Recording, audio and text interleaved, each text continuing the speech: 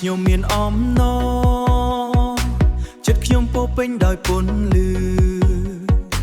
ពីភាពងងឹតទៅជីវិតថ្មីព្រះបានហៅឈ្មោះខ្ញុំធ្លាប់បាត់បង់ផ្លូវតែទ្រង់មិនបោះបង់ខ្ញុំ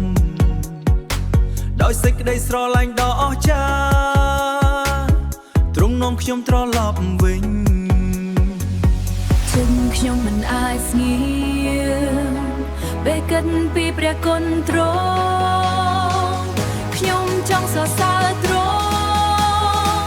ដោយអងពីកម្លាំងចិត្តលោករំសរសើរព្រះយេស៊ូវ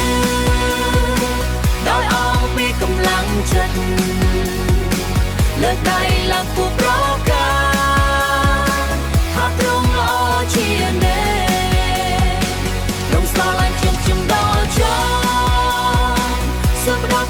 សម្រាប់ខ្ញុំថ្ងៃនេះខ្ញុំនឹងសរសើរដោយអងពីកម្លាំងកាយនៅលើឈើឆ្កាំថ្ងៃនោះឈាមដ៏បរិសុទ្ធបានហូរដាំដ៏បរិសុទ្ធបានហូរដើម្បីលុបជីវិតខ្ញុំមិនមែនខ្ញុំសមនឹងទទួលតែព្រះប្រទានដោយព្រះគុណស្រឡាញ់មិនអាចវាវេឥឡូវខ្ញុំមានសេរីភាពចិត្តខ្ញុំពេញដោយអំណរខ្ញុំនឹងមិនត្រឡប់ក្រោយខ្ញុំនឹងដើរតាមព្រះសេចក្តីស្រឡាញ់មិនបញ្ចប់មិនដែលបោះបង់ខ្ញុំទោះខ្ញុំធ្លាក់ឬបាត់បង់ខ្ញុំនឹងរងព្រះយេស៊ូវទ្រង់រួចខ្ញុំនឹងលោតខ្ញុំនឹងសរសើរជ័យជំនះជារបស់ទ្រង់ព្រះយេស៊ូវទ្រង់ល្អ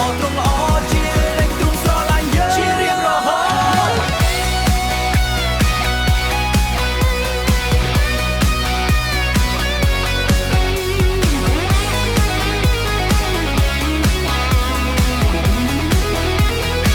ជារៀងរហូតលោករំសរសើរព្រះយេស៊ូវដោយអងពីកម្លាំងចិត្តជីវិតខ្ញុំជាសាក្សី